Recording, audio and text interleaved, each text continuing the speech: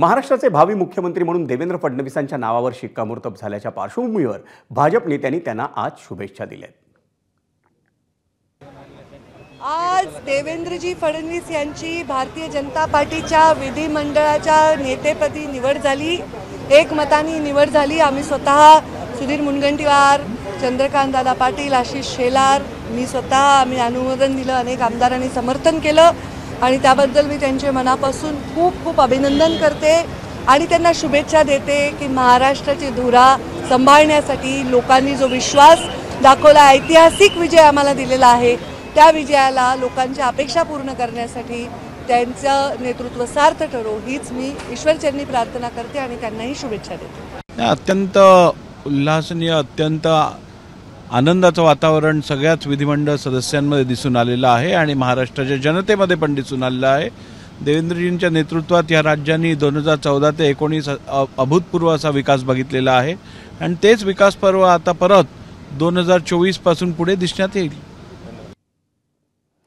आणि भाजपच्या विधिमंडळ पक्षनेतेपदी निवड झाल्याच्या पार्श्वभूमीवर देवेंद्र फडणवीसांनीही आपल्यावरील जबाबदारी वाढल्याचं सांगितलं।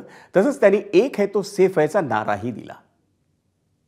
देशाचे प्रधानमंत्री माननीय मोदीजींचे मी मनापासून आभार मानेन की माझ्यासारख्या बूथचा कार्यकर्ता म्हणून ज्याने काम चालू केलंय, वर्गाचा अध्यक्ष म्हणून काम चालू केलंय, अशा एका कार्यकर्त्याला या सर्वोच्च पदापर्यंत 3 वेळा माननीय मोदीजींनी या ठिकाणी बसवलं।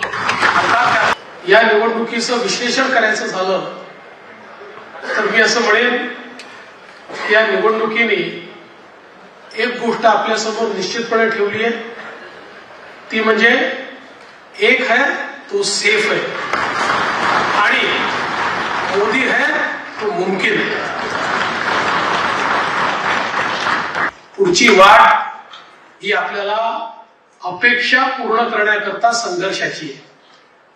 आपल्याला अपेक्षा पूर्ण करायच्या आहेत, त्यामुळे आपल्याला सगळ्यांना आपलं महायुतीचं सरकार आहे, या सरकारमध्ये एक दिलाने आपल्या सगळ्या मित्रांना सोबत घेऊन, त्यामुळे मला या गोष्टीची पूर्ण अपेक्षा आहे की येत्या काळामध्ये 4 गोष्टी आपल्या मनाप्रमाणे होतील तर 4 गोष्टी मनाविरुद्ध देखील होतील, पण तरी देखील एका लार्जर इंटरेस्ट मध्ये आपण सगळे एकत्रितपणे काम करू।